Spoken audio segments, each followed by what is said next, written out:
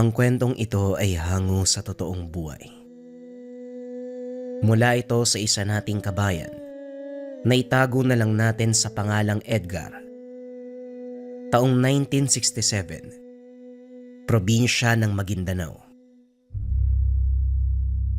Uli lang maituring si Edgar nung kabataan. Nasawi ang mga magulang nang magkaroon ng engkwentro ang dalawang albularyo. Sa maling galaw ay sila ang tinamaan ng orasyon ng kamatayan. Ang pangyayaring ito ang nag-udyok upang pasukin ang mundo ng lihim na karunungan sa gabay ng isa pang albularyo na nakilala sa kabundukan, si Tatang Josebio, o mas kilala sa pangalang Tatang Sebio. 10 taong gulang si Edgar noong araw nang lumapit sa nasabing albularyo. Wala namang katanungan ang matanda. Maluwag siyang tinanggap sa tahanan, pinalaki at ginabayan. Sa paglipas ng mga taon, natutunan nito ang mga nararapat at sa pagsapit ng tamang oras na gamit sa pagliligtas ng buhay. Kadalasan na pinoproblema ng lugar ang mga may kaalaman sa kaliwa na basta-basta na lamang gumagamit ng mga orasyon. Maraming inosente ang natatamaan. O Edgar, buti nandito ka na. Tulungan mo nga akong gumawa ng mga pananggalag. Umaarangkada na naman yung mga kalokohan ng albularyo. Imbis na sila yung tumulong, sila pa'y nagbibigay ng sakit para magpagamot din sa kanila. Ay nako, bilisan mo ang pagkilos ha. Marami nang napinsala oh. Kakarating lamang ni Edgar mula sa panggagamot sa kabilang bayan. Maagang nagtungo sa kanilang tahanan ang asawa ng pasyente para humingi ng tulong. Natagalan din dahil meron pang tinulungan sa kalagitnaan ng daan. May nakasalubong na naghahanap ng manggagamot. Pareho namang nailigtas sa awa ng Diyos. Tatang, sa tingin niyo po ba, tatagal ba yung ganitong sitwasyon? Parang sa paglipas sa mga araw, lalo silang lumalala. Parami ng parami yung nabibiktima. Mabuti sana kung tumatagal yung pinapataw nilang sakit Kaso ang bilis. Yung iba ilang oras namamatay. Sa kabilang bayan, 2 naisalba ko Isang nagdadalang tao at isang ginang. Tang, hanapin na natin kung sinong may pakana niyan. Siya ang tugisin natin. Ganun naman po yun, hindi ba? Kung anong ugat, yun ang dapat putulin. Kasalukuyan silang naghahanda ng mga kagamitan sa gagawing ritual. Susubukan ng dalawa. Nabigyan ng proteksyon ang buong lugar upang marami ang maisalba. Sinubukan ko na Edgar. Nung mga nakaraang araw pati kahapon naglibot ako sa buong bayan. Nagtanong-tanong, naghanap. Pero malinis kumilos ang animal na yan. Wala man lang kahit kaunting bakas na iniwan. Tinanong ko na nga rin kung may nakita ba silang magkapatid na Mario at Pilo. Kaso wala. Saan kaya nagtatago ang dalawang yon? Ang magkapatid na Mario at Pilo, ito ang pinakaugat ng lahat kung bakit nagkakaroon ng sakit sa buong lugar. Sila din ang dahilan kung bakit namatay ang magulang ni Edgar. Pareho ang hagupit na nararanasan noon at ngayon. Kaya walang ibang maisip na salarin kung hindi ang mga ito.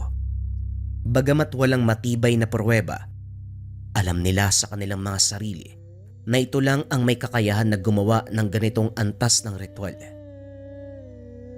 Hindi ko pa nakakalimutan ang ginawa nila sa nanay at tatay ko. Makita ko lang yung dalawang yan. Sisiguraduhin kong didiretso sila sa impyerno. Mga demonyo sila. Tinapik ni Tatang Sebio ang binata upang pakalmahin. Edgar, alam kong dati mo pa gusto gumante sa mga yon. Hayaan mo, balang araw mangyayari yan. Kahit ako hindi na makapag-antay na makaharap ang magkapatid na yan Sa idwaan nila, maraming nadamay, kahit yung mag-ina ko nung araw pa Pero hindi bale na, mas malaga ang sitwasyon ng mga tao. Magkarga na tayo sa paligid para kahit papano meron silang proteksyon.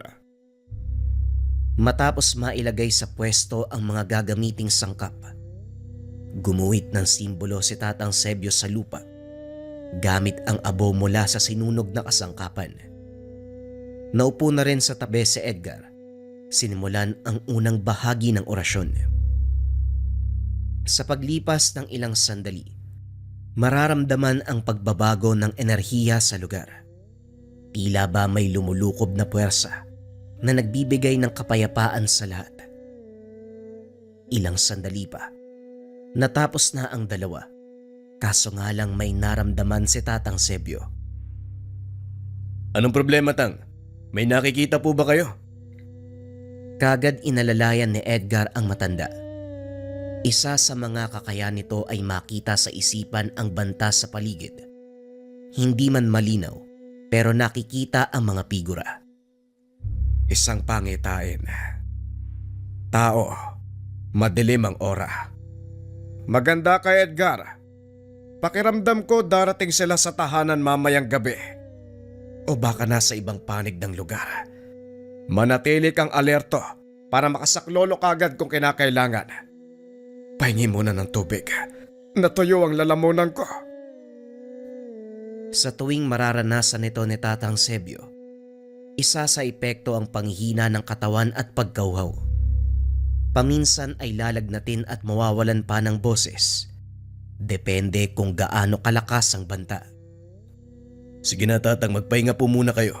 Sapat na nagawa nating pananggalang para bigyan ng proteksyon ng mga tao. Siguro naman, kahit papano, mababawasan ang masamang mangyayari. Huwag kang magpapakampante. Malakas ang puwersa ng kalaban. Maaaring isang nakita ko sa pangitain. Pero alam ko, meron siyang makasama. Sana lang makayanan natin ang laban. Walang ibang maaasahan sa lugar na ito kung hindi tayong dalawa lang. Napabuntong hininga si Edgar. Isa sa pinoproblema ay walang ibang malalapitan.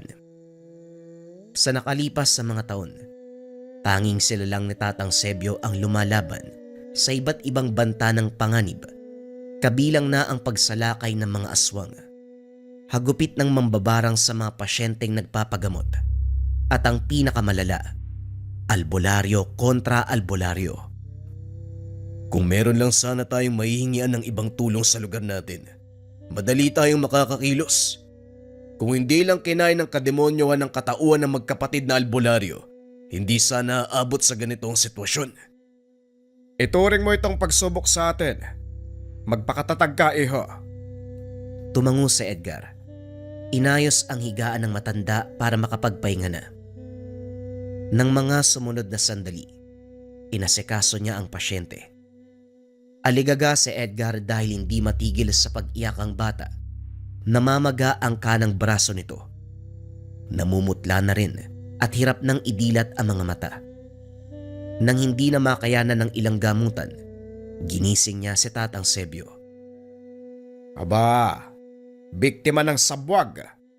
Malala ang sugat. Ilang oras na nakalipas magmula ng nakagat. Sana dinala nyo ng mas maaga para naagapan, hindi sana lumala. Ay nako, titignan ko kung kaya pang gamutin. Ilabas mo muna yung kapamilya nito para dire-diretso ang paggamot, walang abala. Sumunod si Edgar. Pagkatapos ay kinuha ang mga kagamitan na inutos ng matanda. Mula sa kahon, inilabas ng manggagamot ang isang maliit na bagay. Kagad sumambit ng dasal.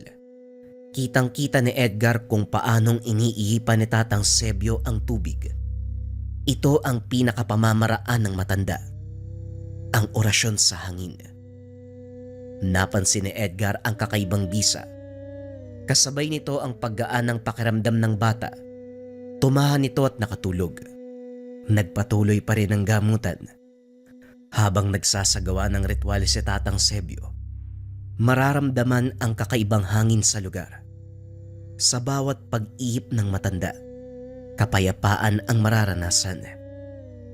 Tahimik lamang na nagbabantay si Edgar. Eto ang tubig. Ipainom mo sa bata sa loob ng 3 araw. Kung sakaling iindayin pa rin yung sugat, bumalik kayo dito para ipagpatuloy natin ang panggagamot. Pero kung magiging ayos naman, hindi na kailangan bumalik. Nakikiusap din ako ha. Huwag mong pabayaan ang paslit, tignan mo. Masyado pang bata para magdusa ng ganyan. Mabuti na agapan. Paano kung hindi? Ay nako, lumakad na kayo. Mag-iingat. Wika ni Tatang Sebio sa ina ng bata. Karga nito ang paslit. Kahit kailan talaga may magulang na pasaway. Isa na nga lang ang anak pero hindi pa magawang bantayan. Alam ko maraming gawain at responsibilidad na nakaatang sa tahanan. Pero sana wag kalimutan ng anak. Sana man kaya yun nakagat. Ay nako Edgar, ano nangyayari sa'yo? Ang lalim ata ng iniisip mo. May problema ba? Tanong ni Tatang Sebio. Mahaba pa sana ang himutok sa mag-ina. Kaso nga lang nahinto nang mapansin si Edgar. Wala naman tatang. Ano siguro? Yung kinuha mong bagay mula sa kahon. Ano ho ba yun? Maliit pero laki ng bisa.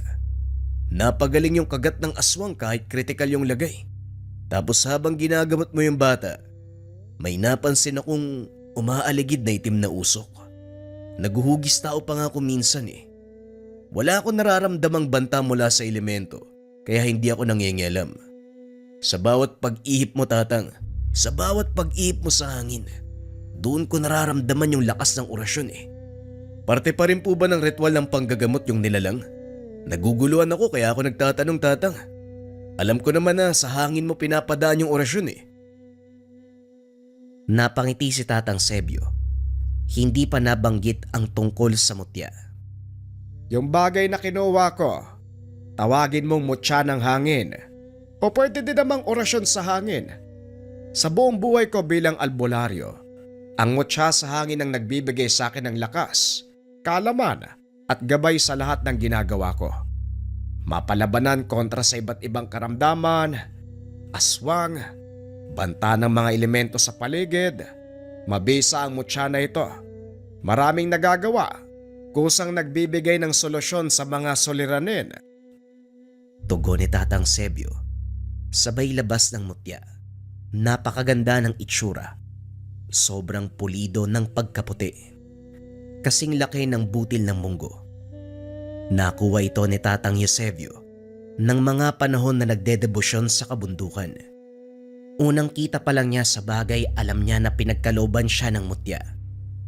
Eksaktong pagkatapos ng debosyon, kakaibang ihip ng hangin ang dumampi sa kanyang balat. Nalaglag sa mismong harapan. Ang mutya ng hangin, ang puting bato. Magmula ng araw na yun, ginamit niya ito sa panggagamot at iba pang gawain na may kinalaman sa tungkulin. Matagal na panahon na nang huling maipamalas ang lakas ng mutya. Hindi ko nga alam na magagamit ko ulit itong mutya ng hangin eh. Nilalabas ko lang to sa mga pagkakataon kapag merong kalaban na sobrang lakas. Sa awa ng may kapal, sa mga panahon na nakalipas, hindi pa sobrang kinakailangan ng pinakabisa ng mutya ng hangin. Pero ngayon, nararamdaman kong kakailanganin na. Yun naman pala manong eh. E di gamitin na natin yan para sa kumakalat na sakit ngayon. Para matapos na natin yung ugat ng problema. Ngumiti si Tatang Sebio matapos magsalita ni Edgar sa itsura ng matanda. Para bang matagal niya nang inaantay na sabihin ito sa kanya ng binata. Unti-unti ka nang hinihinog ng panahon at pagkakataon bata. O sige, kung yan ang gusto mo, gagamitin natin ang mutya ng hangin. Pagsapit ng dilim, nabulabog si Tatang Sebio nang maramdaman ang malakas sa banta sa paligid. Ito ang nakita sa pangitain. Kagaya ng inasahan, may darating sa kanilang tahanan. Isang uri ng nilalang ang mabilis sa sumugod kay Tatang Sebio. Sa liksi nito, napansin na lamang ni Edgar ang pagkahandusay. Hawak-hawak ang nagdurugong leeg. Dinaluhan niya ang matanda pero inutusan siyang habulin ang nilalang. Naabutan niya sa kakahuyan ang nilalang. Kaso nga lang laking gulat ni Edgar nang makita si Tatang Sebio. Teka, Tatang Sebio. Huwag mo kong linlangin. Hindi ikaw si Tatang Sebio. Tumawa ng nakakaloko ang kaharap. Mas lalong naguluhan ng binata dahil maging ang boses, paraan ng pagkilos, parehong-pareho kay Tatang Sebio. Hindi kita inuutakan. Gusto ko lang sabihin na panahon na para malaman mo ang katotohanan. Sa tingin mo ba kinupkup kita dahil gusto ko makatulog? Edgar, maraming bagay kang hindi nalalaman. Kabilang na dito ang tunay na pakay ko sa'yo. Kahit anong sabihin mo, hindi ako maniniwala sa'yo. Kahit kunin mo pa ang itsura ni Tatang Sebio, gayahin ang kanyang salita at gawi, hindi mo ako mapapaigot. Inilabas na Edgar ang dalang latigo. Hinataw sa nilalang. Napaangil ito ng sobrang lakas. Dahan-dahang bumalik sa orihinal na anyo. Paulit-ulit niyang hinampas ng latigo ang aswang. Hindi na rin nagpatumpik-tumpik pa. Gamit ang balisong, buong puwersang itinarak sa puso ng aswang. Bumagsak ang nilalang at nangisay. Hindi nagtagal ay binawian ng buhay. Ako pa ang lilinlangin mong hayop ka. Nilapastangan pa ang pagkatao ni Tatang Eusebio. Demonyo! Pagbalik ng tahanan, naabutan niya ang matanda na ginagamot ang sarili. Dali-dali siyang lumapit upang tumulong. Kaso nga lang laking gulat ni Edgar. Sa isang ihip nito, nawala bigla ang sugat. Pambihirang aswang yon. O kumusta? Naabutan mo ba? Oo, Tatang. Nailigpit ko na rin yung demonyong yun. Nakakainis nga eh. Ginamit pa yung itsura nyo para linlangin ako. Akala niya siguro madali ako mauutakan. Mabuti kung ganon. Pero baka may kulang ka. Iba't ibang uri ng nilalangan nakakalaban natin. Sila ang tipo ng aswang na kayang magpalit ng anyo, kayang pekein ng kamatayan para magmukhang kapanipaniwala sa harapan ng manunugis. Bumabalik lamang siya sa tunay na katawan. Kumbaga, kaluluwa ng ibang tao ang napuksa mo. Ano ho? Paano naman po mangyayari yun? Nasaksak ko pa nga yung aswang eh. Ito na ang sinasabi ko. Ibang uri ang makakalaban natin. Mataas ang kaalaman sa paggamit ng sabulag at mga orasyon. Ang kalaban natin, kalahating albularyo, kalahating aswag. Sa pamamagitan ng kaalaman niya sa orasyon, ginagamit niya ang katawan ng ibang nilalang para biktimahin ang taong balak na kalabanin. Malilin lang ang kalaban, mapapaniwalang napatay ang halimaw. Anong nangyari sa laban niyo? Hindi ka sobrang nahirapan, hindi ba? Binalikan ni Edgar sa isipan ang nangyaring sagupan. Tama ang matanda. Hindi siya nahirapan sa labanan. At sa sandaling nailigpit ang katawan ay parang nag-iba ang itsura. Hindi masyadong pinansin dahil wala pang ideya sa ganitong uri ng pamamaraan. Pambihira kung ganun pala naisahan ako ah. Akala ko pa naman naiganti ko kayo. Kalmahan mo lang, Edgar. Ang nangyayaring sagupaan ngayon, iba sa mga naranasan mo. Kung noon kailangan ng dahas, ngayon ay mahabang pasensya at lalim ng isipan ang kailangang paganahin. Wala pong problema, Tatang. Sabihin niyo lang po sa akin na mga dapat gawin. Ako nang bahalang kumilos. Nang mga sumunod na araw ang binata lamang ang humarap sa mga pasyente. Dito na rin napansin na may kakaiba kay Tatang Sebio. Likas sa matanda ang pagsasagawa ng mga orasyon tuwing sasapit ang 6:00 ng hapon. Pero sa pagkakataong ito iba ang sinasambit. Malayong malayo sa dating naririnig ng binata. Kasabay nito, napapansin niya ang maraming itim na elemento umaaligid sa buong tahanan. Hindi na masyadong pagtutuunan ng pansin ang sitwasyon. Kaso habang tumatagal, mas lalong hindi niya nauunawaan. Isang araw inutusan siya ni Tatang Sebio na mamili ng iilang gamit sa bayan. Nakasalamuhan niya si Mario, isa sa magkapatid na albularyo na pinaghihinalaan na pumatay sa kanyang mga magulang. Sa galit ay hindi na nakapagpigil, nilapitan at sinuntok. Walang ibang tao sa paligid, kung kaya't magagawa niya kung ano man ang nais. Natigilan lamang nang mapansin na hindi ito lumalaban. Huwag mo kong daanin sa ganyan mo. Huwag kang magpaka-inosente. Lumaban ka. Kayo ng kapatid mo. Kayo ang pumatay sa mga magulang ko. At kayo ang dahilan ng lahat na nangyayari dito. Sandali lang bata. Naiintindihan ko ang galit mo. Pero ako mismo ang magsasabi. Wala akong kinalaman sa pagkamatay ng mga magulang mo. Oo, magkapatid kami ni Pilo. Nagkaroon ng alitan sa pagitan naming dalawa noong araw. Sa akin dapat tatama ang orasyon na ibinato niya. Kaso nga lang nakontra ko, kaya iba ang tinamaan ng kamatayan. Hindi natin maibabalik ang tapos na. Kung may dapat kang singilin, si Pilo, hindi ako. Wala akong pakialam kahit anong sabihin mo. Dahil sa alitan yung magkapatid, nadadamay ang mga inosente. Kahit si Pilo ang nagbigay ng sumpa, kung hindi dahil sa'yo, hindi niya gagawin ang bagay na yun. Maghulos dili ka. Nararamdaman ko sa'yo si Pilo. Kay Tatang Sebio ka lumaki, hindi ba? May nanggugulo ba sa inyo ngayon? Napakunot ang noon ni Edgar. Iniiba ni Mario ang usapan. Ayaw sanang pansinin, pero nakakaramdam na rin. Total tayong dalawa lang ang nandito. Pagbibigyan kita sa ganyang usapin. May banta sa mga tao.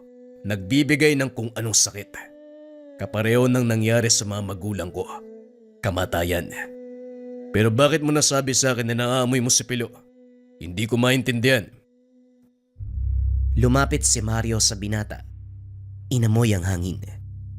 Naguguluhan lalo si Edgar nang kumuha ng pangontra ang albularyo. Isinaboy sa kanyang panan. Pagkatapos ay nagsagawa ng maiksing orasyon. Unti-unti siyang nakaramdam ng kaginhawaan. Hanggang sa ngayon pala, hindi pa rin tumitigil si Pilo. Nung araw na lumala ang pag-aaway naming magkapatid, naroon si Tatang Sebio para umawat.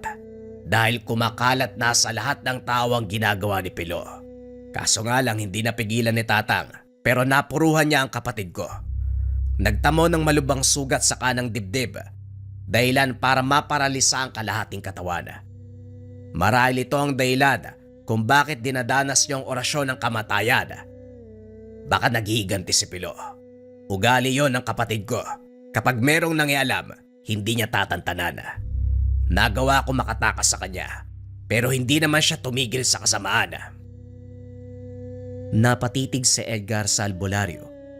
Nararamdaman ang pagiging totoo. Nagsimula ring mapatanong sa sarili kung may kinalaman ba ito sa nangyari sa mga magulang o sadyang kapatid lamang talaga ito ni Pilo. Makalipas ang ilang sandali ay dumating si Tatang Sebio. Hindi na nakapagsalita ang binata. Sinakal siya ni Tatang Sebio. Dali-dali namang kumilos si Mario at sumaklolo. Laking gulat ni Edgar dahil lumitaw ang totoong anyo. Walang iba kung hindi si Pilo. Talaga bang poprotektahan mo ang batang yan, Mario? Ako ang kadugo mo. Gagamitan mo ako ng das. Ganyan ka ba sa kapatid mo? Tumigil ka na, Pilo. Marami nang nadadamay dahil sa ginawa mo. Ako lang ang gusto mong pahirapan, hindi ba? Bakit kailangan mong mandamay ng iba? Tugon ni Mario. Sinenyasan niya si Edgar na umalis na sa lugar. Huwag mong papalisin ang binatang yan. Nararamdaman ko sa kanya si Eusebio eh. Kailangan kong makuha yung mutya para mawasak. Lintik. Napinsala yung kalahati ng katawan ko dahil dun eh. Hoy, nasan yung gamit? Ibigay mo sa akin kung ayaw mong madamay sa nangyayari. Nagtaka si Edgar dahil kung tutuusin, wala sa kanya ang mutya ng hangin. Huwag mong idamay ang binata. Napatay mo na mga magulang yan. Hindi ka pa ba nakukontento? Wala akong pakialam. Kung tinanggap mo yung orasyon, hindi sana tatama sa iba. Umahaba yung usapan natin. Ibigay nyo sa akin yung mutya ni Eusebio. Yun lang ang pakay ko, binata. Bilisan mo! Lalapit sana si Pilo kay Edgar pero humarang kagad si Mario. Sa puntong ito nagbuno ang dalawa. Dali-daling tumakas ang binata bago maipit sa sitwasyon. Lakad-takbo ang ginawa. Pero sa kalagitnaan ng daan ay napahinto nang maaninag si Tatang Eusebio. Nag-aalala ito nang makita ang kanyang reaksyon. Anong nangyari sa'yo? Parang nakakita ka ng kung ano. Tatang, nakita ko po si Mario at Pilo. Naglalaban po yung dalawa ngayon. Hindi ko maintindihan kung bakit ako tinulungan ni Mario eh. Hayaan mo silang dalawa. Halika na, umuwi na tayo. Hindi maunawaan ni Edgar ang nararamdaman. Nauna siya sa paglakad. Nakasunod si Tatang Sebio. Sa paglipas ng ilang sandali, hindi siya mapalagay sa pakiramdam para bang merong mali. Paunti-unti ay kinikalabutan nang maamoy ang samyo. Sinubukang makiramdam sa pag-aakalang may umaaligid sa kanila. Kaso nga lang napagtanto na nanggagaling sa matanda ang nararamdaman. Sinadya ng binatang umarteng na tapilok upang masilip sa pagitan ng mga binte ang nasa likuran. Ganun na lamang ang takot na naramdaman. Isang aswang ang nakasunod sa kanya. Dali-dali niya itong tinutukan ng itak. Kahit kailan talaga, hindi kayo titigil. Tama nga si Tatang Sebio. Labanan ng utak ang nangyayari ngayon. Matapos magsalita ni Edgar, muling nagbago ang anyo ng nasa harapan. Walang iba kung hindi si Pilo. Magaling palang magturo si Eusebio. Nabasag mo yung sa bulag ko ah. Hoy, pagbibigyan kita. Tatanggalin ko yung pangalan mo sa listahan ng mga papatayin ko. Basta ibigay mo sa akin ang mutya. Bakit ba gusto mong makuha yung mutya? Ano bang mapapala mo sa bagay na yun? Wala ka nang pakialam kung ano man ang nais ko o kung ano man ang mapapala ko. Nararamdaman ko sa iyo ang mutya, kaya ikaw ang sinundan ko. Ibigay mo sa akin o papatayin kita. Kahit ilibing mo ko ng buhay, wala kang makukuhang mutya sa akin. Wala sa akin ang hinahanap mo. Kung gusto mo, kunin mo kay Tatang Eusebio. Sasamahan pa kita sa kanya. Kayong dalaway magtos. Matapos magsalita ni Edgar, napapayag niya si Pilo. Ngumiti ng nakakaloko si Edgar pero hindi na ito napansin ni Pilo. Pagdating sa tahanan, kagad nakulong si Pilo sa ginawang patibong ni Tatang Sebio. Kagad nagpalit ng anyo at sinubukang tumakas, kaso nga lang hindi na magawa. Ang sobrang kasakiman at pagnanais, yan ang nagtulak sa'yo, Pilo, para lumantad. Ikaw mismo ang naglagay sa sarili mo sa kapamakan. Napinsala na ang kalahati ng katawan mo. Hindi ka pa rin nagtatanda. Kung sa palagay mo, mapipigi. Hindi natapos ni Pilo ang sasabihin nang umihip si Tatang Sebio sa hangin. Ramdam ni Pilo ang hapdi sa buong katawan. Hinihigop ang kanyang enerhiya. Unti-unting naninigas ang katawan. Hindi ka makuha ha, kahit kalahati na ng katawan mo ang baldado. Pues ngayon, gawin nating buo. Sa bawat pag-ihip ni Tatang Sebio sa hangin, makikita ang pagdurusa ni Pilo. Dahan-dahang naninigas ang buong katawan. Maging ang kanyang balat, unti-unting nagbabago, nagiging bato. Buhay pa si Pilo, pero parang patay na rin. Hindi na may gagalaw ang katawan. Hindi na makakapagsalita. Walang pang-amoy, walang maririnig. Habang buhay siyang magiging ganyan. Teka, si Edgar ba tong nakikita ko? Anong ginagawa mo dito, Aber? Gusto mong magaya sa kapatid mo? Nakikiusap ako, Tatang. Alam ko ang kasalanan ginawa ni Pilo. Pero hayaan mo sana kung kunin siya at iuwi sa amin. Hindi ko gugustuhin na iligtas sa kapatid ko dahil ang tanging nais niya ay patayin din ako. Wala akong tutol sa pagpaparusa niyo sa kanya. Nararapat lang ito bilang kabayaran. Pero kapatid ko pa rin siya. Hayaan ko siya sa ganyang sitwasyon, Tatang. Ipinapangako ko yan sa'yo. Wala namang problema sa akin ang bagay na yan. O sige, iuwi mo ang kapatid mo. Pero ito ang mangyayari sa oras na sumaway ka. Kapag sinubukan mong tanggalin ang pinataw na parusa kay Pilo, sa'yo mismo kakapit ang sumpa. Ang katawan mo ang maninigas at magiging bato. Tumango na lamang si Mario bilang pagpapasalamat. Kagad nang umalis sa lugar. Matapos ng kaganapan, kagad nagtanong si Edgar kay Tatang Eusebio. Tatang, bakit paulit-ulit na sinasabi sa akin ni Pilo? Nasa akin daw yung mutya ng hangin. Paano nangyari yun? Isang beses ko lang naman nahawakan . Kagaya ng sinabi ko, nahihinog ka na bata. Darating ang panahon, walang ibang magmamana ng kaalaman ko at magamit kung hindi ikaw lang, iho. Kung sakali mang dumating ang pagkakataon na yun, Tatang, buong puso ko yung tatanggapin. Pero ang hindi ko matatanggap, yung iiwan niyo ko. Masyado ka pang bata. Marami pa tayong pwedeng gawin, no?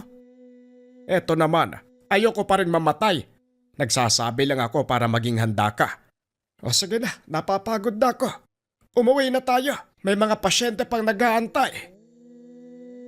Matapos ng kaganapan, ipinagpatuloy ni Edgar at Tatang Eusebio ang tungkulin. Tinulungan ang kahit sino nangangailangan. Dumating ang panahon na ipinagkatiwala ni Tatang Eusebio ang mutya kay Edgar. Ginamit ito ng tama at naging mas mahusay pa siya kay Tatang Eusebio. Ito rin ang naging dahilan kung bakit masaya at tahimik na sa makabilang buhay si Tatang Eusebio. Nawalan man ng makakasama si Edgar, araw-araw niya pa rin itong nararamdaman na ginagabayan siya sa tulong ng mutya ng hangin. Lahat ng itinuro, lahat ng kaalaman ni Tatang Eusebio, ito ang pinanghawakan ni Edgar upang maging mabuting tao at tumulong sa kapwa gamit ng kanyang tangan na mutya ng hangin. Bagong istorya pa rin ang kasunod, mga kabayan. Ito ay tungkol sa batang Nayanggaw. Huwag na nating patagalin pa. Simulan na ang kwento. Ang kwentong ito ay hango sa totoong buhay. Mula ito sa isa nating kabayan na itago na lang natin sa pangalang Julian. Nangyari ito sa lugar ng Aklan. Tuwang-tuwa si Lola Edna habang nakatingin sa mga batang nagtatakbuhan sa lilim ng mangga. Kabilang sa mga ito ang apo na si Toto, 7 anyos. Ganito ang madalas sa tagpo sa araw-araw, ngunit may napansing kakaiba ngayon. Julian, kilala mo ba ang batang yan? Yung nakaupo sa sagingan. Kanina ko pa yan napapansin eh. Inaantay kong lumapit sa mga bata, hindi naman kumikilos. Meron bang bagong lipat sa malapit? Kawawa naman o mag-isa lang. Parang gusto makipaglaro kaso nahihiya. Wika ni Lolo Edna kay Julian. Hindi ko po alam kung may bagong lipat ba dito sa atin eh. Kahapon ko pa napapansin yung batang yan eh. Doon po sa pinaglalaroan namin ng basketball. Ganyan din po, nakaupo sa malayo. Kaso parang natatakot po siya eh. Sinubukan po naming lapitan kaso biglang tumakbo eh. Ay ganun ba? Kawawa naman siya, walang kasama oh. Nga pala, pakitawag mo nga ang kapatid mo. Magtatanghalian na tayo. Bihisan mo na rin ha. Malamang basang-basa yan ng pawis. Didiretso na ako sa kusina. Maghahanda na ng mesa. Sa kalagitnaan ng pag-aayos ng hapag, pasulyap-sulyap si Lola Edna sa bintana kung saan direktang natatanaw ang kinaroroonan ng bata. Sa lagay nito, hindi niya maiwasang maawa. Malapit siya sa mga bata kaya gano'n na lamang kadali na pukaw ang damdamin. Nang makauwi ang mga apo, nagsalo sila sa pagkain. Naroon pa rin ang bata kaya hindi na nakapagpigil. Julian, lapitan mo nga yung batang yon, papuntahin mo dito. Tanghaling tapat na hindi pa rin umaalis. Baka walang mauwian.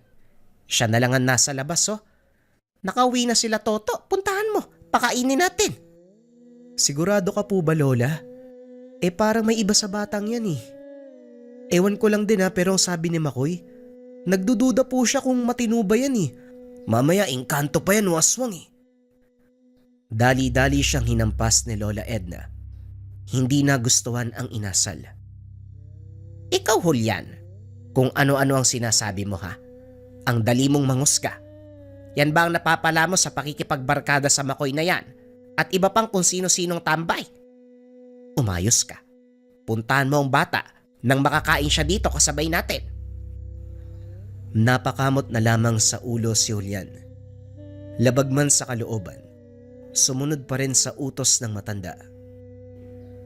Nilapitan niya ang bata pero tumayo ito at dahan-dahang naglakad palayo. Mababakas ang takot sa muka. Kagad namang nagpaliwanag si Julian bago maging masama ang iisipin nito laban sa kanya. Uy, teka lang naman. Kung matakot ka, parang masamang tao ako ah. Naawa kasi si Lola Edna, kaya gusto kanyang ayain na kumain. Halika, wala namang kaming gagawing masama sa iyo eh. Inabot niya ang kamay. Ngumiti na rin para bumigay ang bata. Matagumpay niyang nadala ito sa tahanan pero habang tumatagal, hindi naging komportable. Pakiramdam ni Julian, ibang nilalang kasama. Nakaupo ito sa tapat habang kumakain. Si Lola Edna. Salita ng salita pero hindi sumasagot ang paslit. Nagtanong kung ano ang pangalan, sino ang mga magulang at ang tirahan, pero walang makuwang sagot. Sa pagkain lamang nakatuon ang atensyon. Sa kabilang banda, tinitigan ni Julian ang bata. Kagaya ng napag-usapan nila ni Makoy, kakaiba nga ang presensya. Hindi rin nakaligtas ang masangsang na amoy na dahan-dahang umaalingasaw. Naguluhan pa nung una kung saan nanggaling. Lola, wala ka ba napapansing nangangamoy?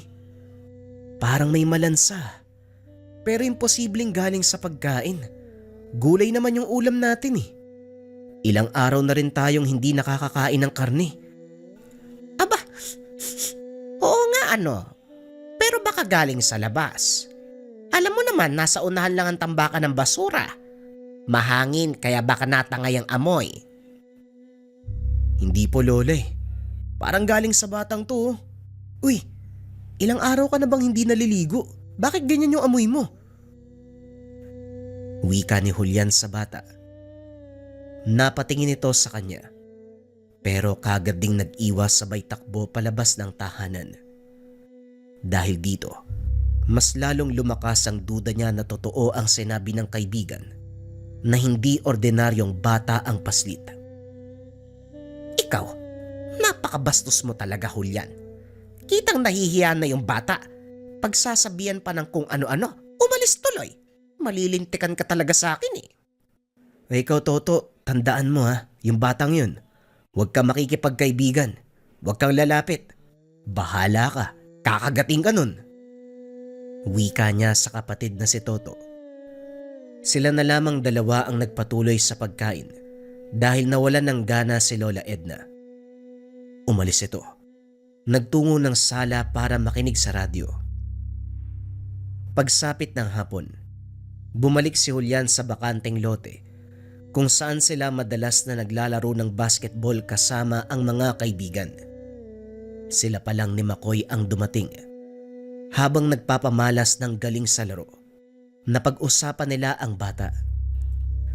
Nakita ko uli yung bata kahapon ah. Yung sinabi mong hindi ordinaryo. Nakasama namin saglit eh. Nakasalo sa pagkainan, tama ka nga. Kakaiba yung presensya nun tapos nangangamoy. Malansa na parang may langis sa katawan. Ewan, hindi ko mailarawan eh. Ay nako, unang tingin pa lang duda na talaga ako dun eh. Hindi naman sa nagmamagaling. Pero alam mo 'di ba, ang tingero ang yumao kong lolo. Nasasabi niya sa akin, kaya may alam ako sa mga bagay-bagay pagdating sa ganyan. Minsan pa nga akong tinuruan eh, kung paanong mamuksa. Kaso hindi lang natuloy kasi sumakabilang buhay si lolo. Basta pare, huwag ka magpapanin lang sa batang yon, masama ang kutob ko. Tugon ni Makoy. May ba tayo? Paano ba malalaman ko nung pakay ng aswang sa isang lugar? Pati yung mga kilos na kahina-hinala. Para alam ko kung anong gagawin kung sakali. Maganda ang tanong mo pero limitado lang ang alam ko, baka makulangan ka. Batay sa natutunan ko kay Lolo, yung mga aswang may kakayahan na magpasa ng lahi nila eh. Kaya pwede kang maawaan. Kapag meron kang narinig na inuusal, basta kapag meron silang ginagawang hindi normal, kapag masyadong malapit sa mga bata, sa sanggol, nako, yun lang naman yung natatandaan ko nasabi sa akin. Napatigil sila sa paglalaro nang mapansin ang pinag-uusapang bata. Nasa malayo lang, titig na titig sa mga kabataang naghahabulan sa malawak na kapatagan. Walang ibang ginawa kung hindi ang tumingin. Sa susunod na tayo maglaro, bantayan natin ang isang yan oh. Baka ako ano pa ang gawin eh. Mas mabuti nang mapansin natin kagad. Naupo sila sa tabi. Palihim na nagmasid sa bata. Malayo man ang distansya, malinaw namang nakikita ang mga kilos. Tahimik pa rin. Umabot ang panonood nito ng ilang oras sa mga kabataang naglalaro. Hindi inaalisan ng tingin. Kahit sulyap, hindi rin ginagawa kay Makoy at Julian. Umabot na sa punto. Yung dalawa na ang sumuko dahil malapit nang lumubog ang araw. Ano ba naman yan? Ang sakit na ng puwet ko sa kapaa ko ah. Nangangalay na ako kakatayo sa kaupo eh. Malapit nang maggabi oh. Wala naman natang balak na kumilos yung bata na yan eh. Sa tingin mo ba, nagsasayang lang yata tayo ng oras dito eh. Tinitigang mabuti ni Makoy ang paslit. Dahan-dahang kumunot ang noo nang mapansin ang paggalaw ng bibig nito. Merong sinasambit na kung ano. Dali-dali siyang tumakbo palapit at sinigawan. Abalo ko to ah. Hoy, ano ginagawa mo? May sinasabi ka ano? Orasyon ba yan? Hoy, bumalik ka nga dito! Hinabol ni Makoy ang bata. Sumunod din si Julian kahit nagtataka. Maging ang mga kabataan at ilang tambay ay nagulat sa kaganapan. Nakarating sila sa kabilang sitio. Napasot sa kakahuyan at doon napahinto. Hindi nila naabutan ng bata. Kumpirmado nga, aswang yun. Nakita mo kung paano niya ako tinitigan ng sigawan ko. Malinaw sa reaksyon niya, may binabalak siyang masama. Wika ni Makoy. Hindi na itago ang galit. Sinisipa pa ang mga halaman sa tabi. Kung ganon tama nga ang hinala natin. Pero Makoy, ano mangyayari? Ano nga uli yung ginagawa niya kanina, yung sinasabi? Ano yun? Oradon? Ano yun? Orasyon. Di ko alam eh. Pagtingin ko kasi, nagdadasal na. Sana naman walang mangyaring masama sa iba. Mukhang mapipilitan akong hiramin yung mga gamit ni Lolo Teresito ah. Magtago man yan kahit saan. Hahanapin ko yan. Kagad napatingin sa kanya si Julian. Huy, yung anting-anting ba sa kagulok yung tinutukoy mo? Huwag kang magbida ha. Sagradong gamit yun ni Mang Teresito tapos papakailaman mo. Hindi mo nga siguro alam kung paano gagamitin yun eh.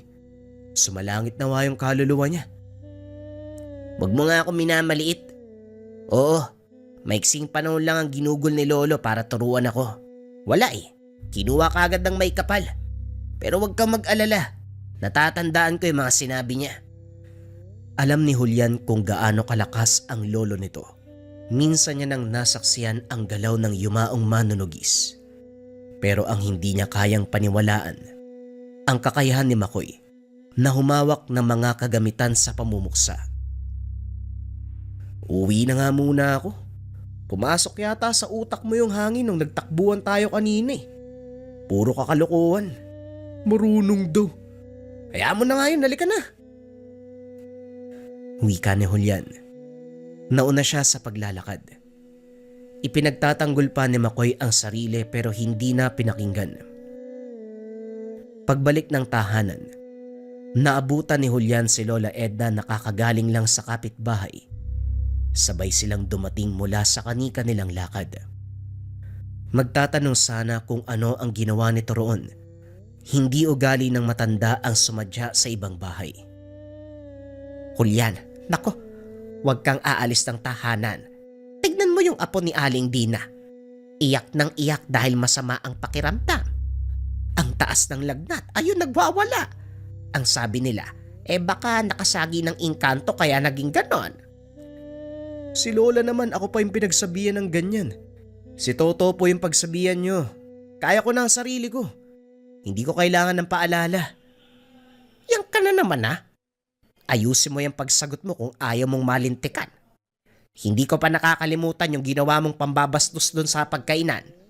Dinadagdagan mo na naman. Kapag ikaw hindi ko natansya ha?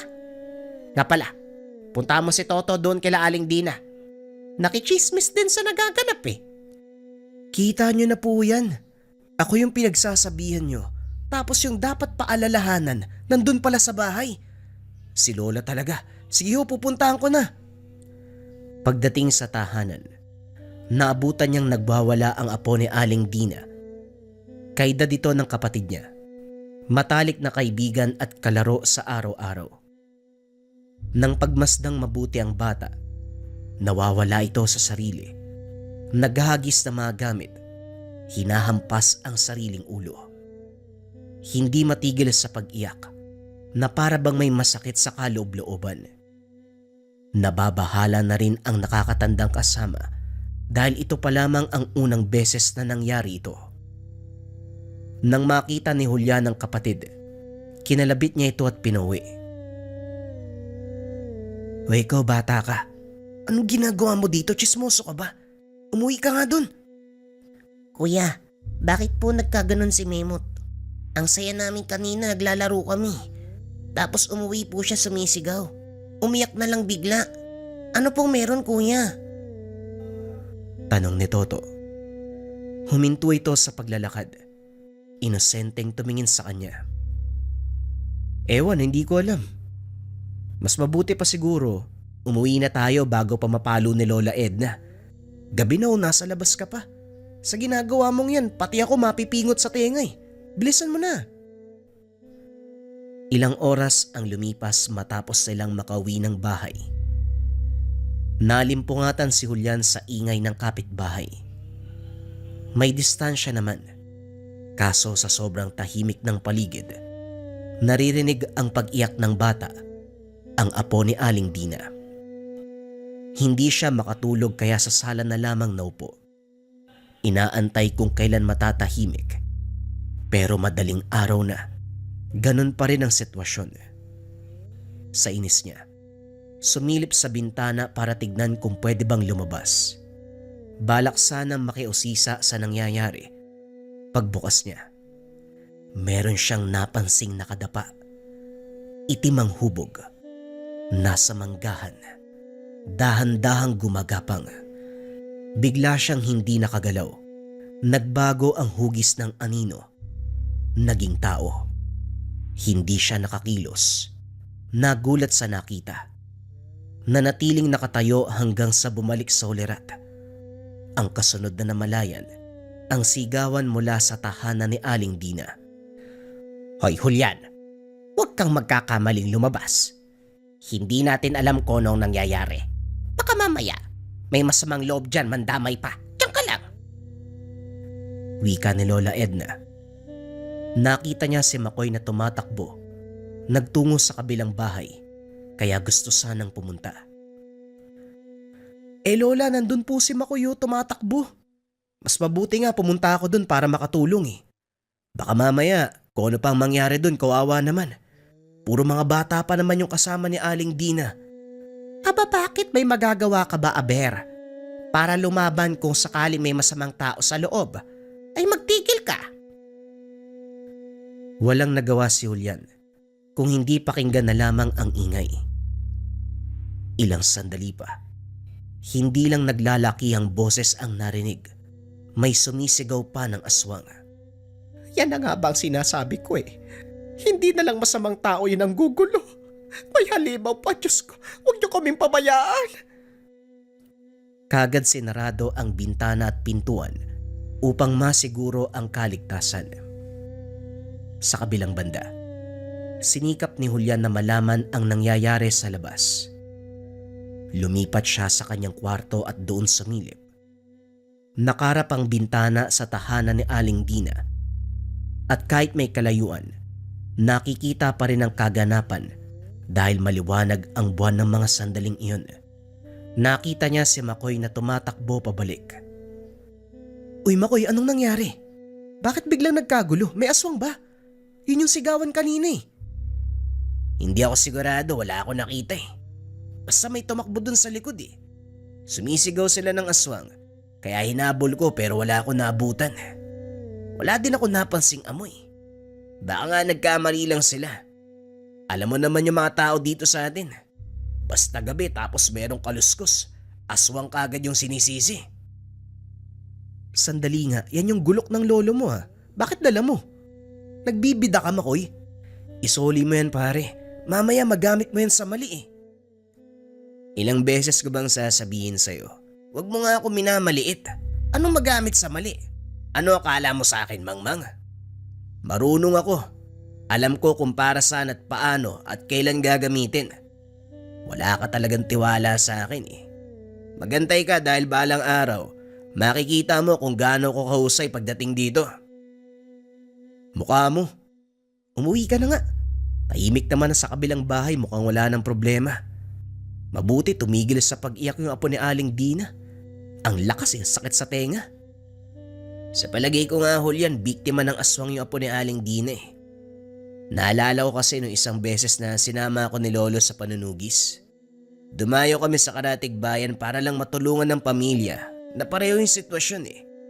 Ganyan na ganyan talaga. Tapos paglipas sa mga araw, unti-unting magbabago yung ugali.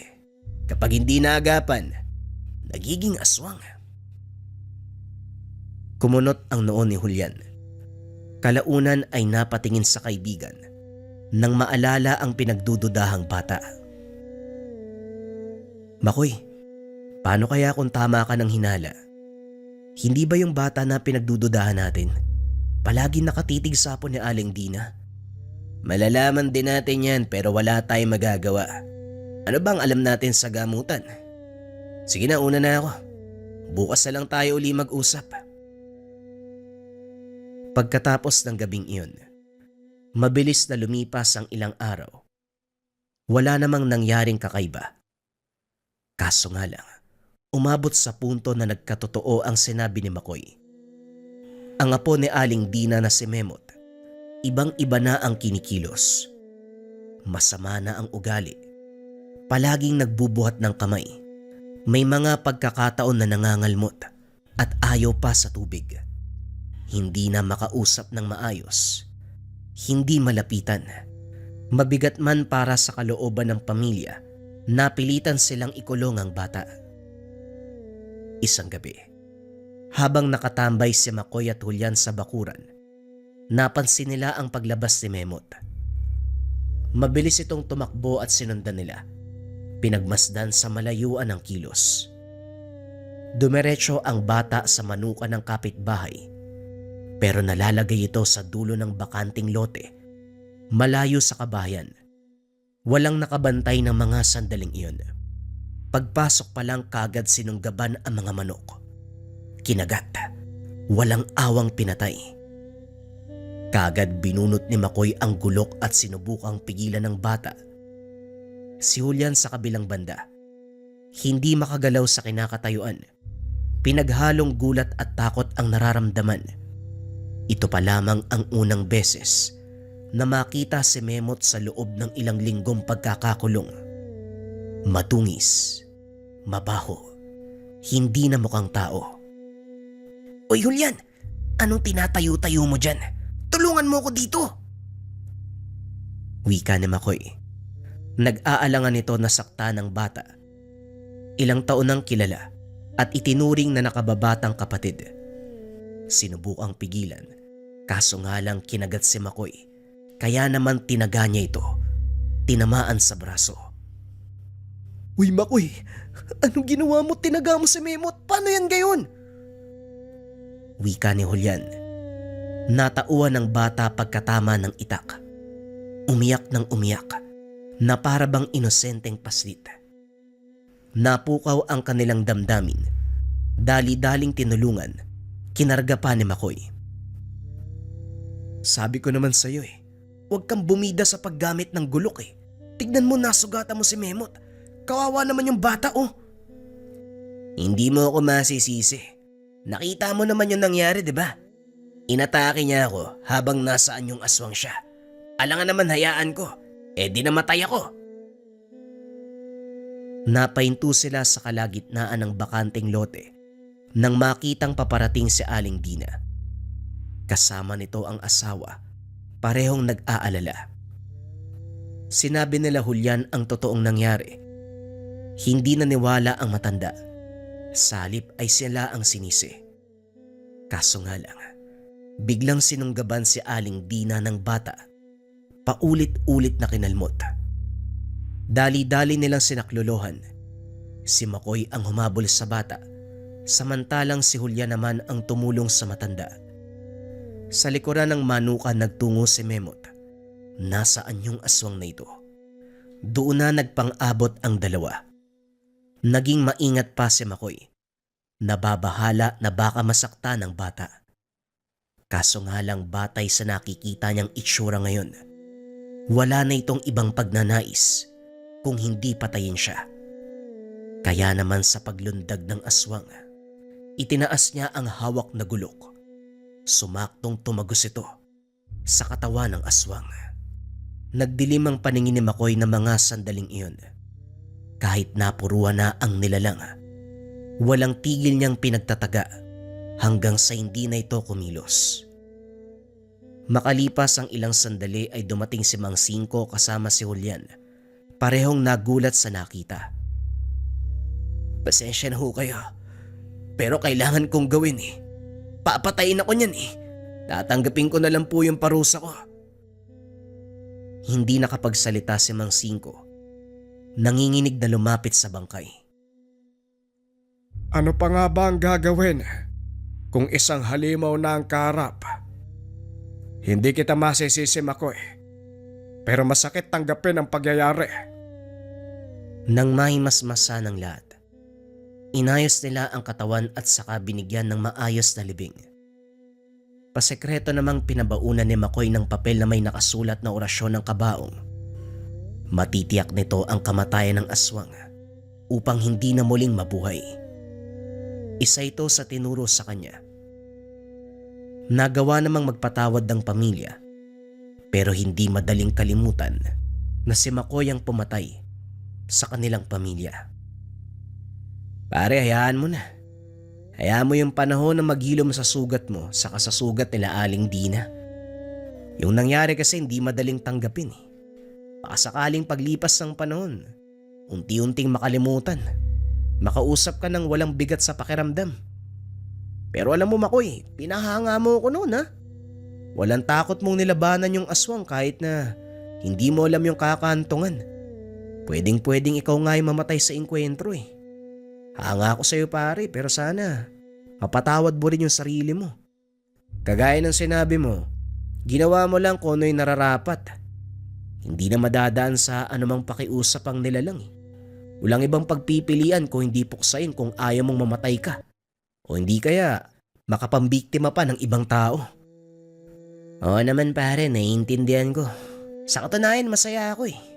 Sa wakas nagamit ko yung tinuro ni Lolo.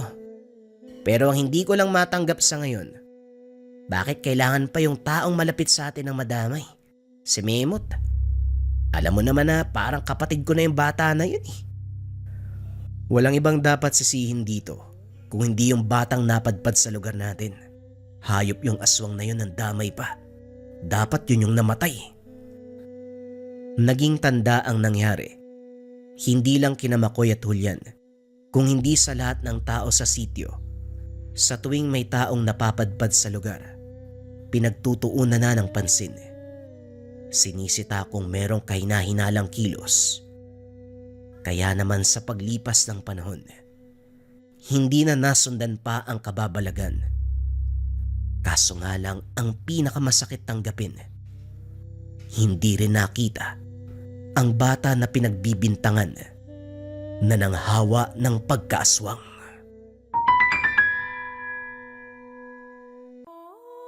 May mga pagkakataon ba na nararamdaman mo, hindi mo na alam yung gagawin sa buhay? Yung tipong walang direksyon, magwo-work ba yung plano? O hindi kaya, baka magsayang ka lang ng pera at oras. Ito subukan mo kabayan. Gabay medalyon pangkalahatan. Simbolo ng pag-asa, gawang Pilipino, gawang lokal. Ano ang bisa? Lucky charm pampaswerte at gabay. Sa career, health, love life and finance. Ang simbolo na nasa gitna ay old tattoos ng mga Pilipino, travelers and compass. At ang mga salita na nakapalibot ay baybayin, old alphabet ng mga Pilipino, na ang ibig sabihin, kalakasan, kayamanan, kalasag at katalinuhan. Kasama din dito ang 6 na sangkap na hinalo habang kinukurba ang medalyon. 6 na pangkalikasang sangkap. Tawas tapol, leklay, diamante negra, at 3 lihim na sangkap. 6 na antingero sa Negros ang nagbasbas at bumuhay sa medalyon, kasama ang orasyon at guidelines sa package. Available ito sa necklace version, bracelet version, at keychain version.